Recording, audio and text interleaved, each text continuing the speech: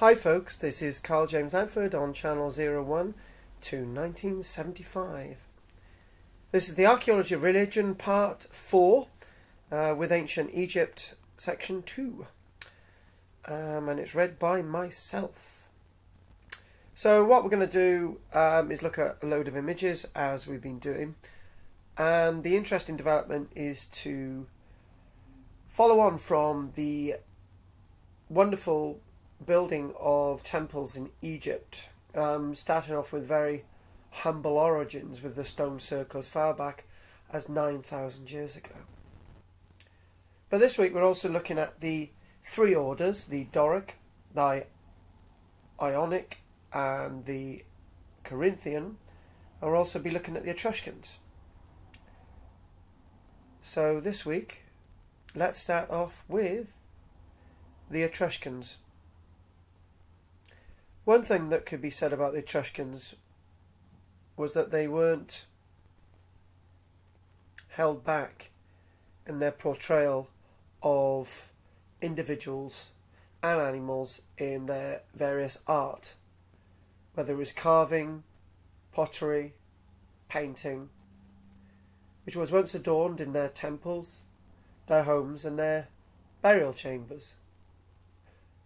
Most of what we think about the Etruscans' temples actually comes from what we see as models and how they represented the temples in a burial sense. The Etruscans lived a world that was relatively simple, peaceful, and with a sense of life. You don't see the representation of skeletal remains or the representation of death in Etruscan life. It's all about life in the past, present and the future.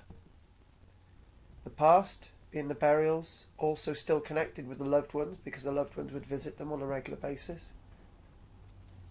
Life in their homes, which were exactly the same as their burial chambers underground. And their temples, which is the higher form of their appreciation of life. Remains in the Etruscan world are very slight. You don't see much more than the image in front of you.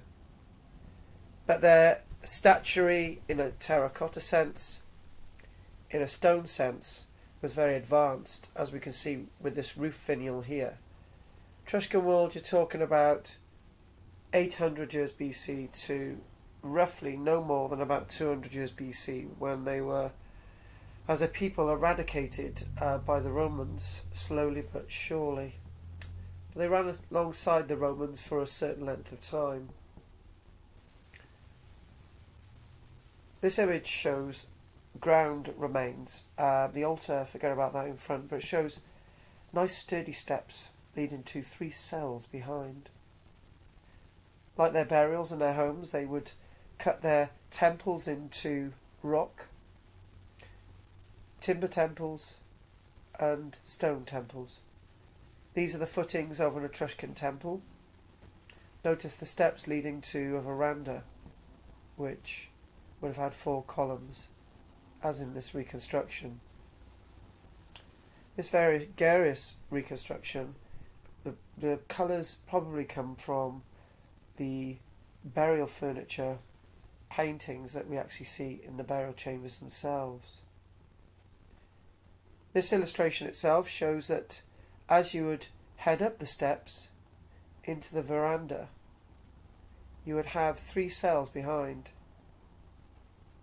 Not what you might think, male, female and children. This is more of their open representation of their connection with their sense of self and their deities. It wasn't a closed religion like Christianity is to be seen later and the Roman religions. Interesting enough that you've got rock-cut temples here, which also directly replicate people's homes, and also these are used as burial chambers. Another roof finial. At one time, as you can see with these temples actually on a rocky escarpment, most of the Etruscan world centred around rocky towns and villages on these very well defended escarpments, but this is where the temples would eventually go to as well. A ground plan again of a temple that would have been completely demolished by the Romans, and later on Roman Etruscan footings used for a Roman temple. Now, that was a quickly enterprising look at the Etruscans. Now we look at the world of the ancient Egyptians and their final stage of temple building. As you can see in this illustration, if you look at the New Kingdom, roughly 1600 to about 1100 years BC, 500 years. This is the area of Egyptian tomb building, Egyptian temple building that we're going to look at now. Some important notable dates. 1,000 years earlier they were building pyramids in Egypt. At this stage they were manned for building these temples. First site we're going to look at is Edfu. Edfu itself is one of the New Kingdom temples, in amongst the top 5 of those great temples from that period that we'd see across Egypt.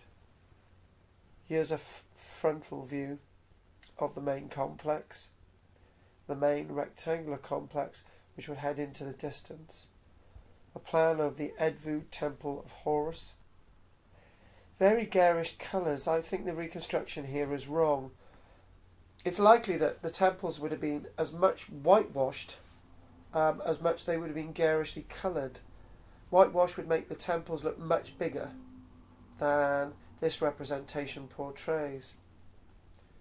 Composite mix of structural uses at Edfu, where you've got stone being used, mud brick and timber being used as pylons in this wonderful entrance to the temple.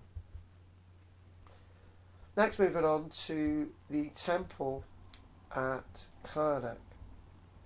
The temple at Karnak itself has to be seen as one of the greater temples from the New Kingdom era. This shows you the representation of the Temple of Karnak with its various pillars, columns to actually support the ceiling. Ceiling is missing on this example, but it isn't at Dendera, as we shall see. The pillars themselves would represent the sky. Pillars themselves may have represented trees. The sky itself, the ceiling, would have had beautiful frescoes of stars and a wonderful blue background. Probably using very expensive as ochre lapis lazuli. Plan of the great Temple of Karnak.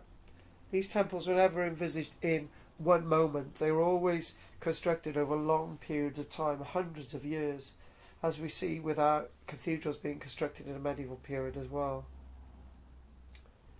This is again the site of Karnak, showing the vast remains and a floor plan. Again, a relationship with water. These sites had a great relationship with water, in that water was the life giver to the Nile and was the bringer of supplies to the temple as well. The interesting thing that can be said about all these temple sites is that they're not all just in the desert. Karnak is very close to Luxor. In fact, they're walkable in walking distance, these two separate temples. Karnak is technically in Luxor, but let's not get confused there. This next site is the Luxor Temple itself, in the heart of modern day Luxor today, with the tower blocks in the distance, a mixture of the past, present and the future. Plan of the wonderful temple. Over a number of years the site would have been taken over by other buildings, Roman period taken over by a Roman fort, and lastly the site would have been dominated by Christian basilicas. Talking about Christian basilicas, the Muslim example of a church you would see as a mosque built smack bang into the ruins of the site at Luxor, slightly raised up, built on the sand rather than the footings of the temple itself. This view itself gives you an idea of the huge scale. Those little individuals as they head close to the wall look like ants to the grandness of this wall at Luxor. showing you the close proximity, those boats at the bottom, the road, Temple of Luxor, the current day city of Luxor, giving you again of the contrast and the links between everything in that landscape. Light shows going on at Luxor, showing off the grandness of the pillars. Again, more painting. Sometimes it's almost would be more appropriate to have this painted all in white, but the reconstruction archaeologists often underdo what they're doing in the form of painting. When we all think of temples, we always think of structures, the roof being supported by pillars.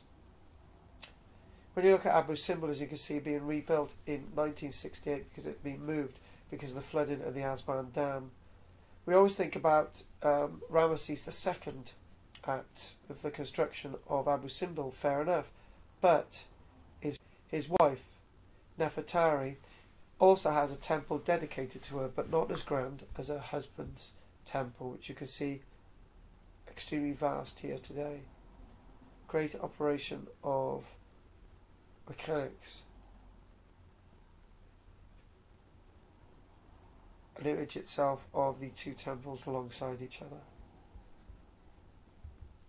Moving now on to Dendara. Dendara itself is seen painted here by David Roberts in 1822.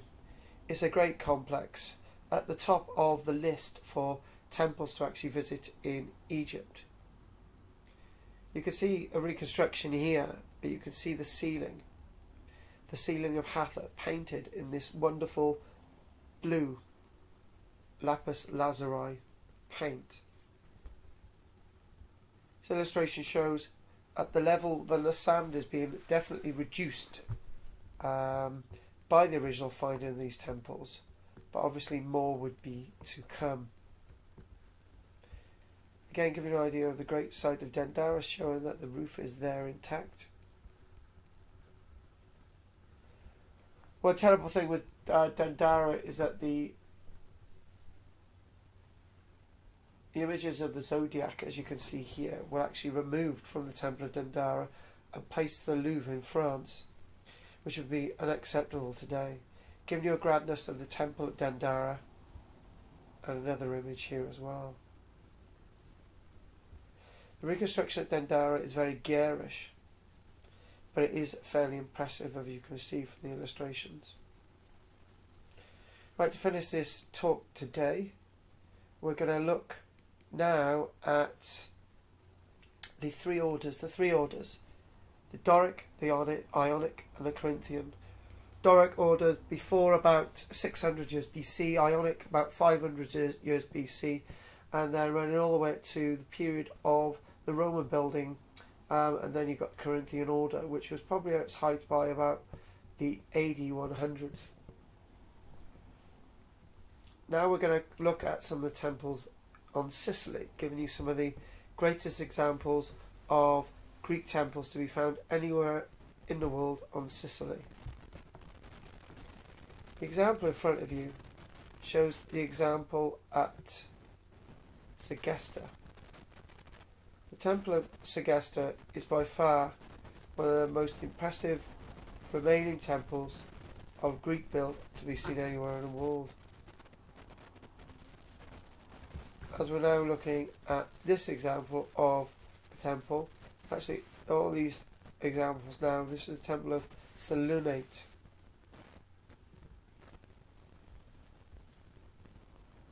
Nearly towards the end now.